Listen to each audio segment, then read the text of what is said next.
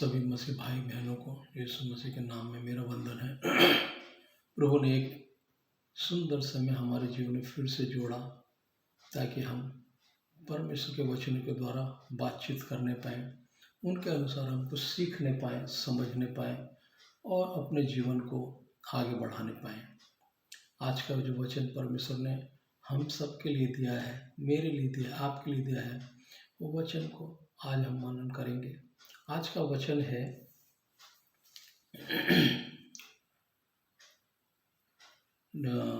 2 शमूएल 11 का 1 से 3 तक हम थोड़ा देखेंगे। फिर जिस समय राजा लोग युद्ध करने को निकला करते हैं, उस समय अर्थात वर्ष के आरंभ में दाऊद ने योआब को और उसके संग अपने सेवकों और समस्त इजरायलियों को भेजा और उन्होंने अम्मोनियों का नाश किया और रबा नगर को घेर लिया, परंतु दाऊद यरूशलेम में रह गया। सांझ के समय दाऊद पलंग पर से उठकर राजभवन की छत पर टहल रहा था और छत पर से उसको एक स्त्री जो अति सुंदर थी नहाती हुई देख पड़ी। तब दाऊद ने भेजकर उस स्त्री को पुछवाया। तब किसी ने कहा, क्या यह एलीआब की बेटी और हित्ती उरिय्याह की पत्नी यह बत्शेबा नहीं है? आइए वचन के लिए प्रार्थना करेंगे। धन्यवाद प्रभु जी, ये सुंदर समय के लिए प्रभु आपको धन्यवाद करते हैं प्रभु जी। ये वचन के द्वारा प्रभु आपने हमसे बातचीत प्रभु कि उसके धन्यवाद करते हैं प्रभु जी। इस आपके द्वारा ये वचन लिखे गए, उसी आत्मा के द्वारा इन वचनों को समझने के लिए, सुनने के लिए और मुझे भी बोलने के लिए सहायता मदद कीजिए प्रभु। मुंह मेरा हो, शब्द आपकी ओर से होने पाए प्रभु जी। मेरी बुद्धि मेरे ज्ञान से नहीं प्रभु, आपकी बुद्धि आपके ज्ञान से प्रभु जी हर एक वचन बोलने के लिए प्रभु पवित्र आत्मा मेरी अगुवाई मार्गदर्शन कीजिए। आसपास के माहौल को भी अनुकूल बना कर दीजिए प्रभु जी। हालेलुया प्रभु जी, मैं नहीं, मुझ में होकर आप बातचीत कीजिए प्रभु जी। जितने भी लोग इस वचन को सुनेंगे प्रभु, उनके मन में, उनके जीवन में, उनके परिवार में आप कार्य कीजिए प्रभु जी। जिस उद्देश्य से, जिस मनसा से प्रभु ये वचन आपने दिया है वो पूरा होने पाए प्रभु जी। छोटी सी प्रार्थना आपके चरणों में रखता हूँ, स्वीकार करो। स्वर्ग में लेकर जाने की सहायता मदद सब कुछ प्रभु यीशु मसीह के नाम में मांगते हैं, आमीन। जैसे कि हम वचन में हम देख रहे हैं,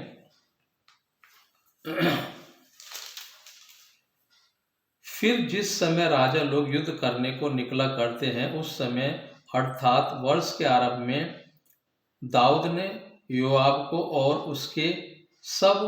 उसके सब संगी अपने सेवकों और समस्त इजरायलियों को भेजा और उन्होंने अम्मोनियों का नाश किया और रब्बा नगर को घेर लिया, परंतु दाऊद यरूशलेम में रहा।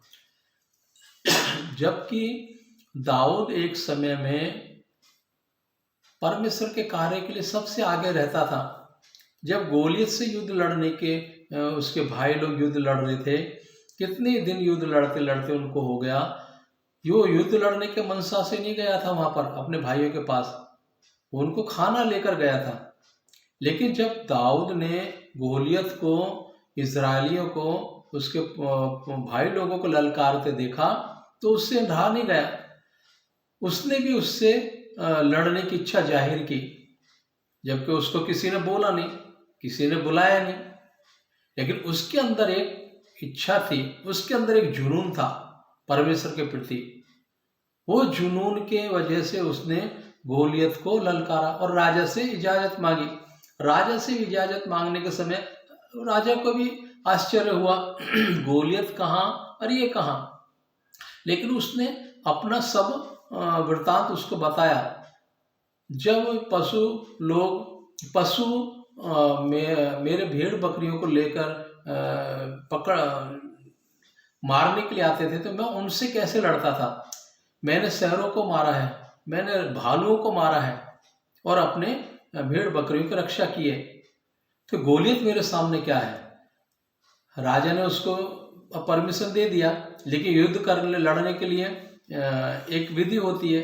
जो उसको कपड़े दिए गए थे वो कपड़े भी उसको नहीं आ रहे। कपड़े पहनने के बाद में वो अपने आप को असुरक्षित महसूस कर रहा है।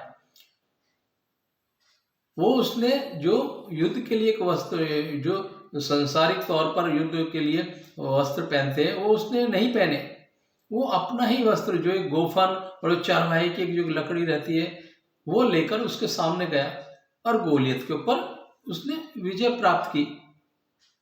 लेकिन यहाँ हम देख रहे हैं दाऊद सब कुछ प्राप्त करने के बाद, राजा साउल की मृत्यु के बाद उसको राजा बनाया गया। अब राजा बनने के बाद में उसको राजसी सुख सुख भोगने का एक मन में उसकी इच्छा उत्पन्न हो गई है। जैसे राजा लोग सुख भोग विलास करते हैं, नौकरों से काम कराते हैं, अब उसके अंदर वो इच्छा उत्पन्न हो गई है। उसके चलते वो युद्ध में नहीं जा रहा है। बाकी सैनिक सब युद्ध में गए हैं और ये अपना घर में है, राजमहल में। राजमहल के जो ऐशो आराम है, सुख भोग विलास है, वो उसको लेने का उसका इच्छा उत्पन्न उसके अंदर हो गई है। युद्ध में तो गया नहीं, जाने के बाद में उसने और क्या क्या किया हम आगे के वचन में देखेंगे। सांझ के समय दाऊद पलंग पर से उठकर राजभवन की छत पर टहल रहा था और छत पर से उसको एक स्त्री जो अति सुंदर थी नहाती हुई देख पड़ी। अब घर में, युद्ध में तो गया नहीं, लेकिन घर में भी उसको आराम नहीं कर रहा है। वो अपने घर की छत पर जाकर एक स्त्री है, वो स्त्री को नहाते हुए देख रहा है। टहलने के समय उसकी नजर उधर गई,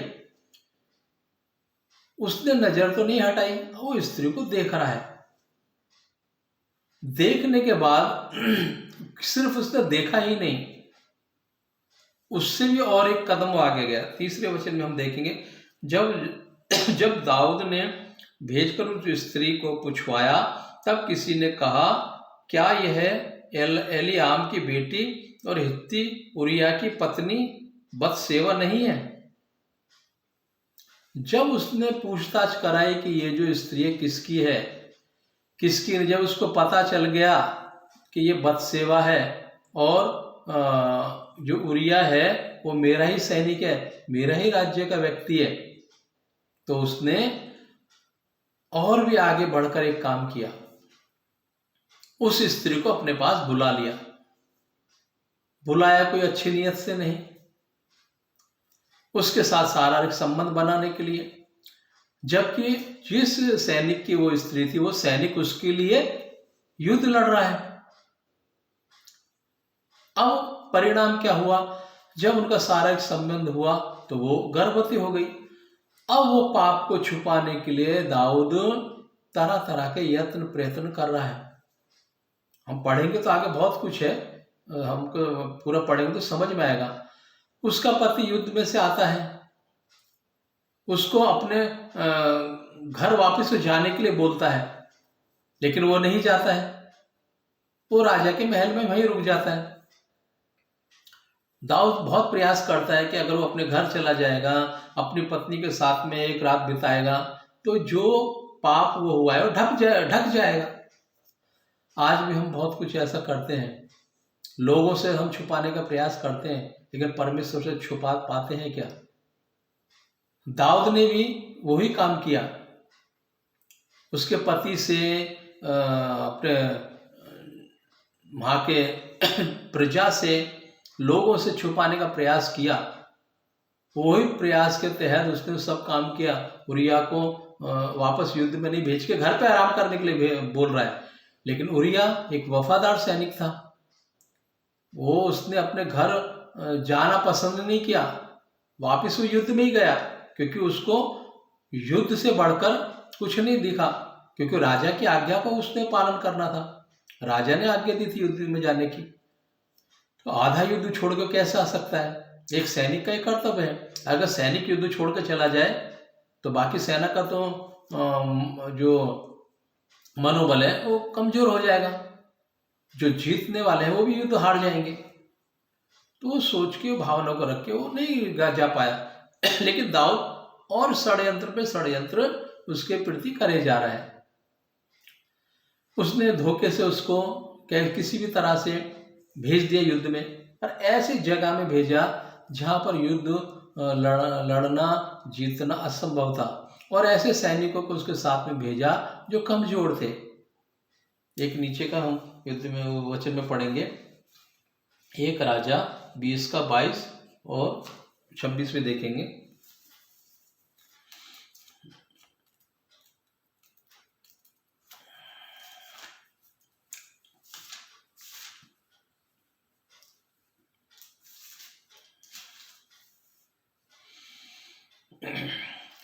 तब उस नबी ने इज़राइल के राजा के पास जाकर कहा, लड़ाई के लिए अपने को दृढ़ कर और सचेत होकर सोच कि क्या करना है, क्योंकि नए वर्ष के लगते आराम का राजा फिर तुझ पर चढ़ाई करेगा।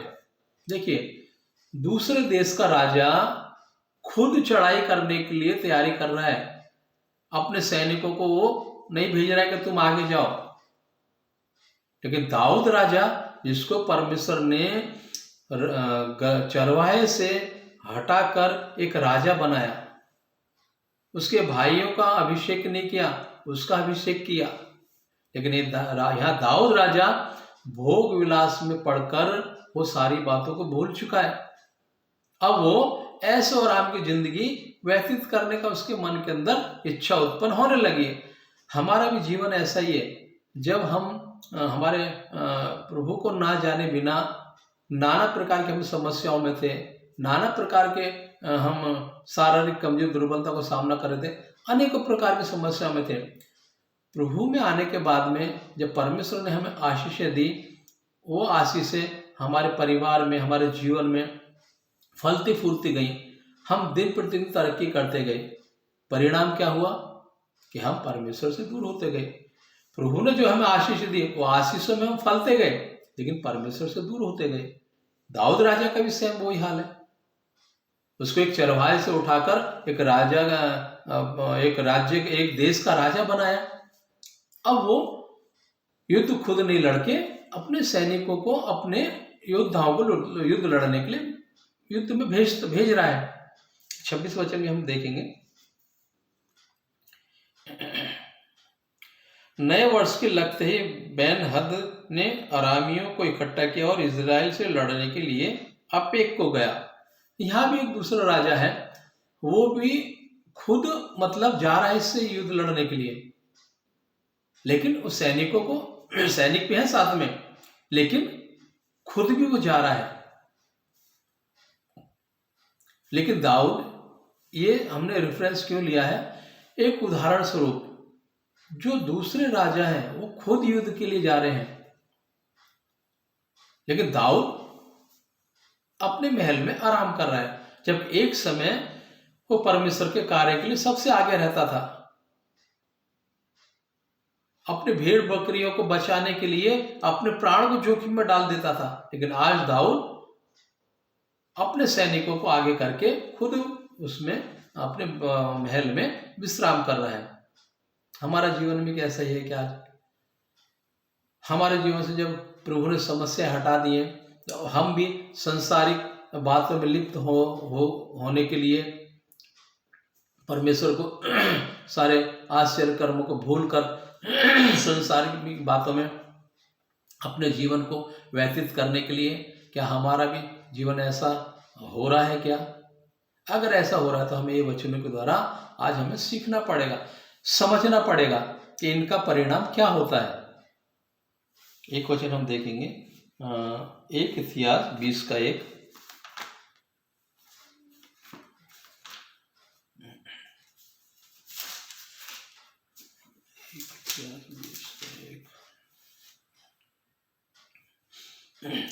फिर नए वर्ष के आरंभ में जब राजा लोग युद्ध करने को निकला करते हैं, तब योआब ने भारी सेना संग ले जाकर अम्मोनियों के देश उजाड़ दिया और आकर रब्बा को घेर लिया, परंतु दाऊद यरूशलेम में रह गया और योआब ने रब्बा को जीत लिया। योआब राजा अब खुद लड़ने के लिए आया है और दाऊद नहीं गया है, वो अपने महल में ही है, यरूशलेम में ही है। कारण क्या हुआ, परिणाम क्या हुआ, उसने वो जीत लिया युद्ध। क्योंकि जब सेनापति, एक सेना की अगुवाई करने वाला सेनापति अगर साथ में नहीं है तो सेना का मनोबल जो है वो इतना ऊंचा नहीं रहेगा। दाऊद सेना के साथ में रहने से एक राजा भी है, वो एक सेनापति भी है। अगर सेना के साथ रहेगा तो सेना का मनोबल 2 गुना बढ़ जाएगा अपने राजा को देख के, अपने सेनापति को देखकर। लेकिन जब राजा घर में आराम करेगा और सेनापति जो है वो घर में आराम करेगा तो सैनिकों का मनोबल तो गिरने वाला है। परिणाम क्या हुआ कि वो लोग युद्ध हार गए।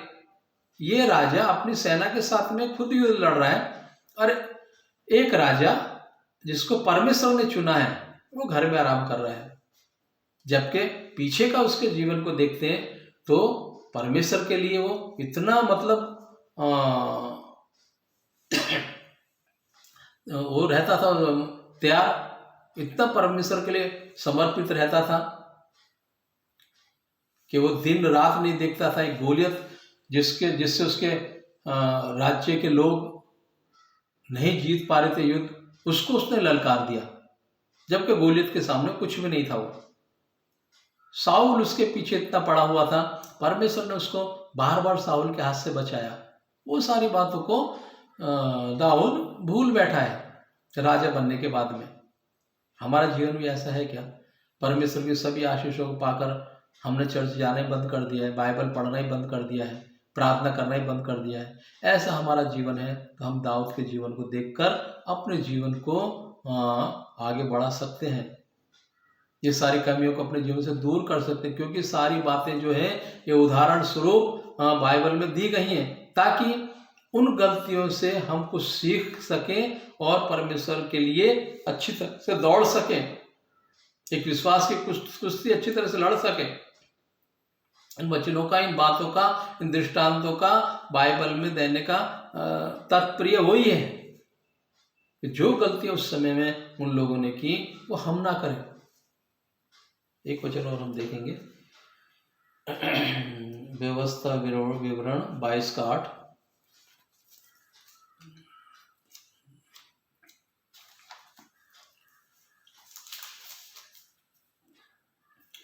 जब तू नया घर बनाए तब उसकी छत पर आड़ के लिए मुंडेर बनाना, ऐसा न हो कि कोई छत पर से गिर पड़े और तू अपने घराने पर खून का दोष लगाए। देखिए पुराने जमाने में अभी भी है, लेकिन अभी कुछ जगहों में नहीं है।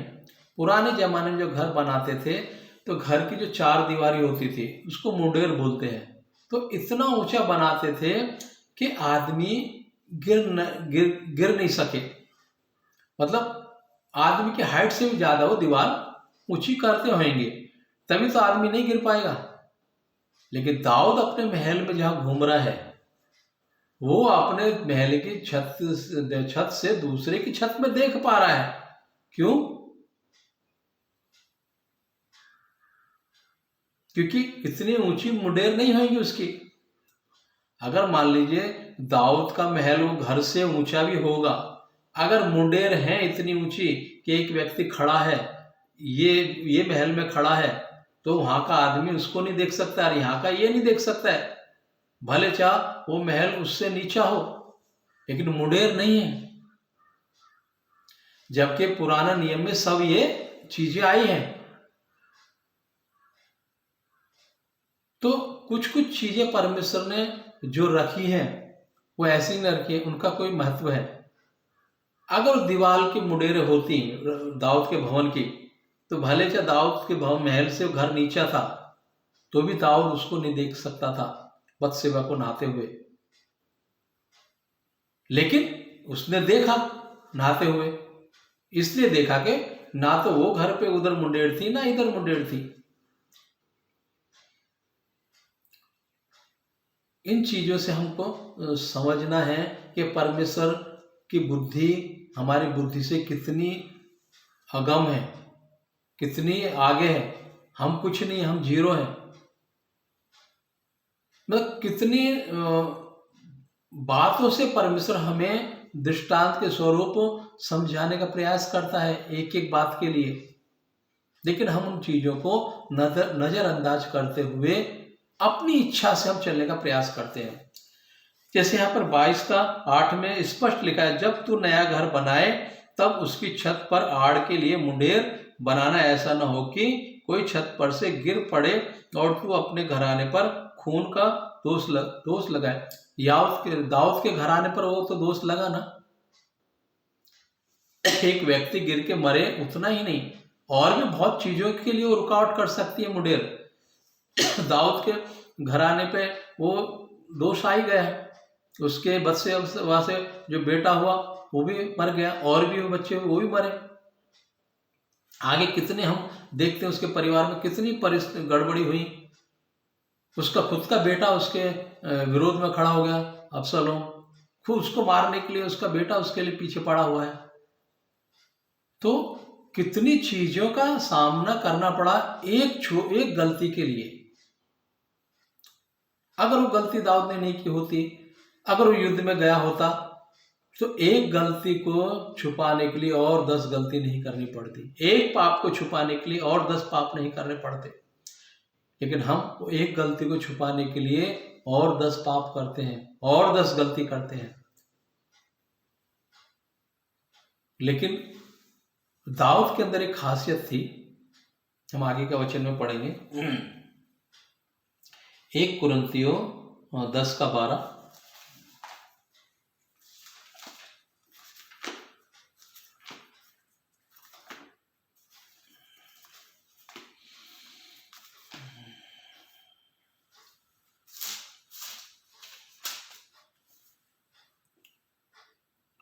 हालेलुया।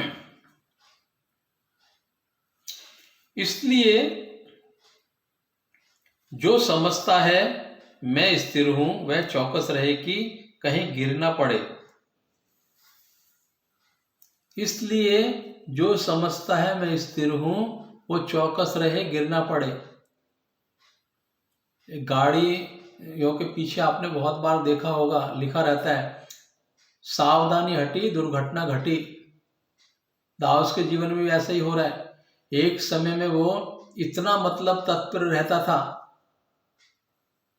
सोता भी नहीं था, परमेश्वर के लिए एकदम तैयार रहता था।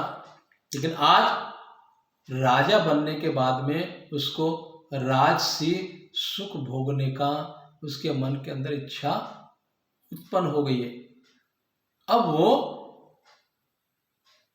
बाकी चीजों पर ध्यान नहीं देता है। जैसे हमारा भी जीवन है, सारी समस्या दूर होने के बाद में हम एकदम निश्चिंत हो जाते हैं। परमेश्वर के एक वचन में कहा है, जब तुम सोचोगे कि अब सब कुछ ठीक है तभी परमेश्वर का पुत्र आ जाएगा। जब हम सोचते हैं अब सब ठीक है, अब कुछ नहीं है, आज जैसे इजरायली सोच रहे हैं सब लोगों से युद्ध करने के बाद में हम शांति हमारे देश में हो जाएगी, लेकिन उसी समय परमेश्वर का आगमन भी होगा। हमें एक सैनिक को क्या रहना चाहिए, हमेशा तैयार रहना चाहिए। आपने देखा होगा आर्मी के जो सोल्जर हैं जब सोते भी हैं वो, तो जब युद्ध में जाते हैं तो जूते, उनके कपड़े और उनका जो हथियार है सब साथ में लेकर सोते हैं। ये नहीं कि सोने के टाइम पे कपड़े, जैसे हम लोग सोते हैं और कपड़े उतार देते हैं, अपना नाइट सूट पहन के अलग से सोते हैं। लेकिन सोल्जर ऐसा नहीं है, सैनिक ऐसा नहीं है। जब ये युद्ध पर जाते हैं तो पूरे हथियार को बांध कर सोते हैं। कब आदेश आए, कब उनको युद्ध के लिए खड़ा होना पड़े। अगर वो तैयारी में नहीं है तो सामने वाला उन पर आक्रमण करके विजयी हो जाएगा। तो हमारी ऐसी तैयारी है क्या? जैसे यहां पर लिखा है,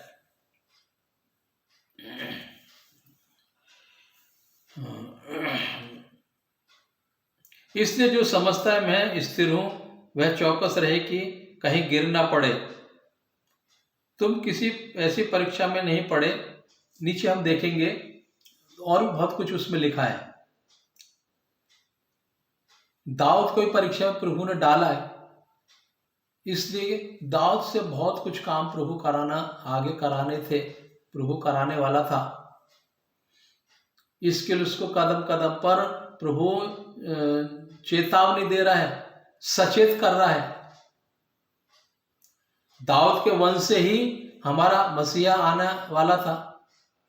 दाऊद के वंश से ही यीशु मसीह का जन्म होने वाला था। इसलिए दाऊद को प्रभु चितौनी देते हुए लेते आ रहा है, ताकि अपनी गलतियों को सुधारे, गलतियों में नहीं फंसे। प्रभु में हमें कुछ चितौनियां देता है, कुछ चेतावनी देता है। प्रभु को हमसे कुछ कराने का रहता है, इसलिए प्रभु हमें कुछ थोड़ी बहुत तकलीफों से गुजरना पड़ता है। तकलीफ हमारे जीवन में आने की अनुमति देता है, ताकि हम बड़ी तकलीफ से बच सकें, बड़ी दुर्घटना से बच सकें। इसलिए प्रभु छोटी छोटी हमारे जीवन में रुकाएं, गति रोधक डालता है, ताकि हम बड़ी तकलीफ से, बड़ी मुसीबत से बच सकें। दाऊद को भी प्रभु ऐसे ही बचाना चाहता है, क्योंकि दाऊद के वंश से ही हमारा मसीहा उद्धार करता आने पिछले वचनों में लिखा है, यशायाह में भी लिखा है, भविष्य पुस्तक में हम पढ़ेंगे तो। लेकिन दाऊद राजा होने के बाद में वो सारी चीजों को भूल बैठा है। एक वचन और हम देखेंगे, 2 शमूएल 11:24।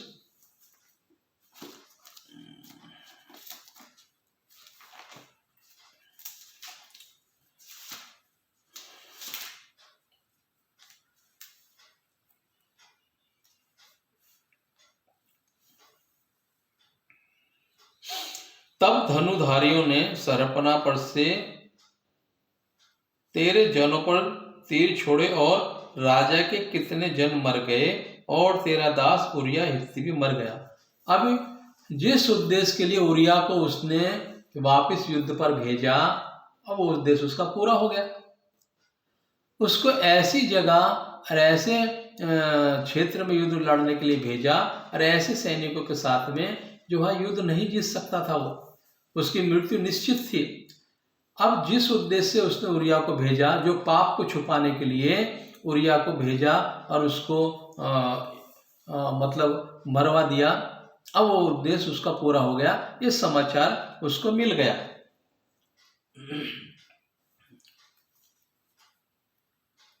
तब धनुधारियों ने शहरपना पर से तेरे जनों पर तीर छोड़े, और राजा के कितने जन मर गए, और तेरा दास उरिया भी मर गया।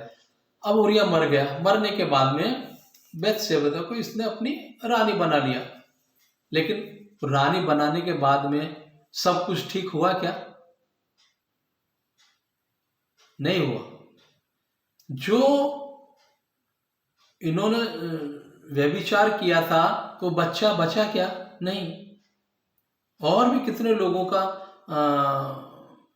प्राणों का नाश होना पड़ा एक गलती की वजह से। अगर दाऊद राजा जो परमेश्वर ने जो उसको काम सौंपा था उसको किया होता, युद्ध में गया होता, तो ये सारी जो गलतियां होती आ रही हैं ये नहीं होती। हम भी जब चर्च का समय होता है, चर्च में न जाकर हम दूसरी जगहों में जाते हैं। अगर स्वयं निमंत्रण हमें किसी शादी का आ जाए या किसी का भी आ जाए, हम वहां जाने के लिए रेडी, पूरा तैयारी से, एक हफ्ते पहले में मालूम है तो हम एक हफ्ते पहले से तैयारी करके रखते हैं। लेकिन चर्च के लिए आज नहीं, ये संडे नहीं, अगले संडे चले जाएंगे, अगले संडे फिर दूसरा कुछ काम आ जाएगा, फिर नहीं जा पाएंगे। दाऊद के मन में भी वही सारी चीजें आ रही हैं। एक वचन और हम देखेंगे, 2 शमूएल 12:1-7। तब यहोवा ने दाऊद के पास नातान को भेजा, और वह उसके पास जाकर कहने लगा, एक नगर में 2 मनुष्य रहते थे, जिनमें से एक धनी और एक निर्धन था। धनी के पास तो बहुत सी भेड़ बकरियां और गाय बैल थी, परंतु निर्धन के पास भेड़ की एक छोटी बच्ची को छोड़ और कुछ भी ना था, और उसको उसने मोल लेकर जिलाया था। वह यहाँ उसके बच्चों के साथ ही बड़ी थी। वह उसके टुकड़े में से खाती और उसके कटोरे में से पीती और उसकी गोद में सोती, और वह उसकी बेटी के समान थी। परमेश्वर ने दाऊद को ये सारी बातें बताने के लिए अपने नबी को भेजा। दाऊद ये सारी बातें सुन रहा है, वो राजा है। अब दाऊद का प्रत्युत्तर उसके ऊपर क्या है, आगे के वचन हम देखेंगे। दाऊद क्या बोल रहा है, तब दाऊद का और भी नीचे वचन है, लेकिन हम समय थोड़ा कम करने के लिए मेन वचन पे जाएंगे। तब दाऊद का कोप उस मनुष्य पर बहुत भड़का और उसने नातान से कहा, यहोवा के जीवन की शपथ, जिस मनुष्य ने ऐसा काम किया वह प्राण दंड के योग्य है, और उसको उस भेड़ की बच्ची का 4 गुना भर देना होगा, क्योंकि उसने ऐसा काम किया और कुछ दया नहीं की। दाऊद वो व्यक्ति के लिए सजा भी सुना रहा है, न्याय भी कर रहा है, लेकिन उसको पता नहीं है कि वो व्यक्ति कौन है। हम भी ऐसे हैं, अपनी गलतियों को छुपाते हुए दूसरों की गलतियों को हम ज्यादा हाईलाइट करते हैं। दाऊद इतनी बड़ी गलती करके बैठा हुआ है, लेकिन जब वो जो गलती उसने की है, सैम उसकी स्टोरी दूसरा व्यक्ति दास दूसरे व्यक्ति का कहानी के रूप में बता रहा है। दाऊद उसका न्याय कर रहा है, ऐसे व्यक्ति को ऐसा करना चाहिए, ऐसे व्यक्ति को ऐसा करना चाहिए। हम भी ऐसे बोलते हैं ना, हम भी वो टाइम पे न्याय बन जाते हैं ना। दाऊद भी वही सेम काम कर रहा है। तब मनुष्य है, इजराइल का परमेश्वर यहोवा कहता है, मैं तेरा अभिषेक करके तुझको इजराइल का राजा ठहराया और मैंने तुझे साउल के हाथ से भी छुड़ाया। देखिए यहाँ पर ये तो तब 7 वचन में हम देखते हैं, तब नातान ने दाऊद से कहा, तू ही वह मनुष्य है, इजराइल का परमेश्वर यह कहता है। नातान ने उसके मुंह पर बोल दिया, वो व्यक्ति तू ही है, तूने ही वो पाप किया है। जो कहानी मैंने तुझे सुनाई है वो तेरे ही जीवन पर है। अब दाऊद की प्रतिक्रिया क्या होगी? अगर हम उसकी जगह होते तो हम क्या बोलते? हम और भी 10 झूठ बोलते, और भी हम अपने आप को डिपेंड करते, और भी अपने आप को छुपाने के लिए प्रयास करते। क्योंकि दाऊद ने ऐसा किया क्या? दाऊद के अंदर एक खासियत थी, एक क्वालिटी थी, जिससे परमेश्वर उससे प्रसन्न रहता था। उसी की वजह से परमेश्वर कहता है, दाऊद मेरे मन के जैसा है। एक वचन और हम पढ़ेंगे, 12 का 13 देखेंगे। तब दाऊद ने नातान से कहा, मैंने यहोवा के विरुद्ध पाप किया है। नातान ने दाऊद से कहा, यहोवा ने तेरे पाप को दूर किया है। दाऊद ने जब अपने पाप को मान लिया तो परमेश्वर ने भी उसके पाप को क्षमा किया। जो मृत्यु दंड मिलना चाहिए था उसको नहीं मिला, लेकिन क्या आगे उसके परिवार में सुख शांति रही? क्या नहीं।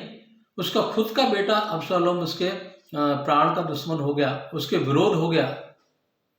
बहुत लोगों को अपने पक्ष में उसने कर लिया। दाऊद के परिवार में हमेशा तलवार लटकी रही ये सब बातों के लेकर। उसकी पत्नियों के साथ में भी सेम ऐसे सब काम हुए। अगर हम पूरा बाइबल पढ़ेंगे तो ये शमूएल की पुस्तक, क्योंकि इस पुस्तक को क्यों जीवन की पुस्तक कहा जाता है? इसीलिए किसी की भी गलतियों को परमेश्वर ने छुपाया नहीं है। अपने सेवकों के, अपने दासों के गलतियों को परमेश्वर ने प्रकट किया है अपने नबियों के द्वारा। इसलिए इसको जीवन की पुस्तक हम बोलते हैं। इसलिए सारे संसार में सबसे ज्यादा पढ़ने वाली पुस्तक बाइबल है। एक वचन और हम देखेंगे, 12 का 1 से 3 तक हमने देख लिया।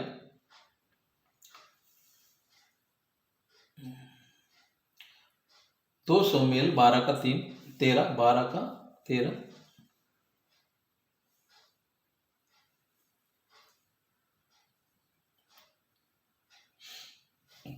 Sorry,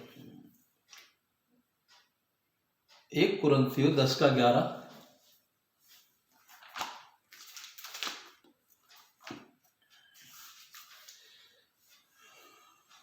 hallelujah.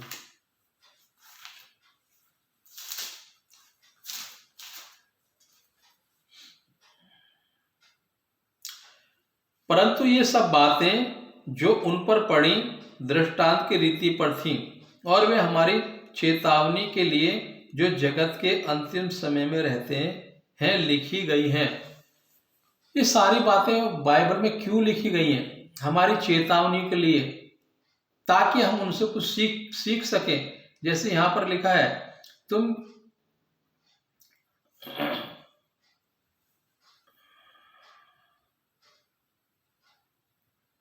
परंतु ये सब बातें जो उन पर पड़ी दृष्टांत की रीति पर थी, और वे हमारी चेतावनी के लिए जो जगत के अंतिम समय में रहते हैं लिखी गई हैं। हम अंतिम समय में रह रहे हैं।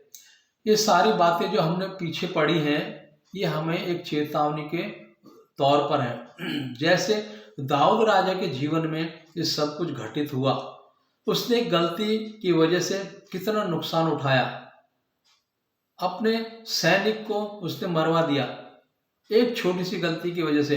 अगर वो युद्ध में गया होता तो उसका सैनिक भी उसके साथ में होता और दाऊद राजा से वो पाप भी नहीं हुआ होता। लेकिन वो सारी चीजें उसके जीवन में हुई।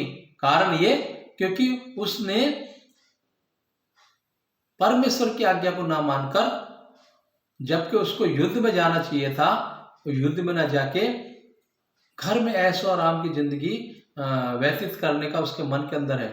आज भी हम परमेश्वर के कार्य को, प्रभु चाहता है हम उसके लिए कुछ करें, लेकिन हम दूसरी ही जगह हमारा ध्यान रहता है, दूसरे हम काम करने का प्रयास करते हैं।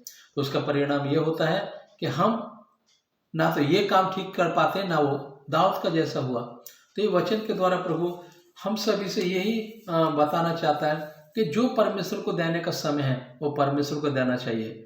जब परिवार को देने का समय है तो परिवार को देना चाहिए। उस समय दाऊद को युद्ध में जाना था, युद्ध में उसको जाना चाहिए था, लेकिन युद्ध में नहीं जाके घर में रहा। उसका परिणाम यह हुआ कि वो और पाप में फंसता गया। हमें भी जब परमेश्वर हमें कुछ चीज़ों को, जिम्मेदारियों को हमें सौंपता है, कलीसिया में किसी प्रकार की जिम्मेदारी हो, हमें उनको निभाना है। समय पर हमें हर चीज़ को, हर के काम को करना है। समय पर हमें जो भी परमेश्वर ने काम दिए उनको निभाना है। तो प्रभु हमें सारी चीज़ों से, जो हमारे जीवन में हमारे कुछ गलती की वजह से आने के लिए रास्ता खुल जाता है, प्रभु रास्तों को बंद करेगा। ये वचन के द्वारा प्रभु ने हम सभी से बातें की, उसके लिए प्रभु को धन्यवाद देना चाहता हूँ। आप सभी को भी मैं धन्यवाद देना चाहता हूँ। आप सभी ने वचनों को सुना है। ये वचन को सुनने के बाद अपने तक ही ना रखें, औरों को भी ये वीडियो को शेयर करें, ताकि और भी ये वचन के द्वारा प्रेरणा ले सकें, अपने जीवन को ये वचन के अनुसार बना सकें, उस पर चल सकें। ये वचन के द्वारा प्रभु सभी को आशीष करें। एक छोटी सी प्रार्थना करेंगे। धन्यवाद प्रभु, धन्यवाद प्रभु, धन्यवाद प्रभु, इस समय के लिए मैं आपको धन्यवाद करते हैं प्रभु। ये सुंदर समय प्रभु आपने हमें दिया ये वचन बोलने के लिए प्रभु, उसके धन्यवाद करते हैं प्रभु जी। जिस तरह दाऊद को प्रभु आपके नबी के द्वारा प्रभु आपने उसकी गलती को बताया प्रभु, हम प्रार्थना विनती करते हैं प्रभु, हमसे भी अनेकों गलती होती है प्रभु जी। हमें ड्यूटी की जगह में और घर में प्रभु जी, हालेलुया प्रभु जी, अनेकों जगहों में प्रभु हमसे गलती होती है प्रभु हम अपनी गलतियों को प्रभु जी कबूल करने पाए प्रभु जी। ऐसा मन, ऐसा हृदय प्रभु आप हमें दीजिए प्रभु। जब प्रभु जी नातान नबी ने दाऊद की गलती को बताया, तुरंत उसने कबूल किया प्रभु। हम भी प्रभु प्रभु जी हमारा मन ऐसा हो न पाए, हम जब पता चले तब आपकी आत्मा हमें बोध कराए हमारी गलतियों को प्रभु, हम उनको कबूल करने वाले बनने पाए प्रभु, ना कि उसका विरोध करने वाले बनने पाए। जैसे दाऊद को प्रभु आपने प्रभु जी हानि नहीं पहुंचाया प्रभु जी, उसको क्षमा किया प्रभु जी और कहा ये मेरे मन के जैसा है प्रभु। हालेलुया प्रभु जी, हमारे जीवन में प्रभु जी ये सारी बातें प्रभु ना होने पाए प्रभु जी।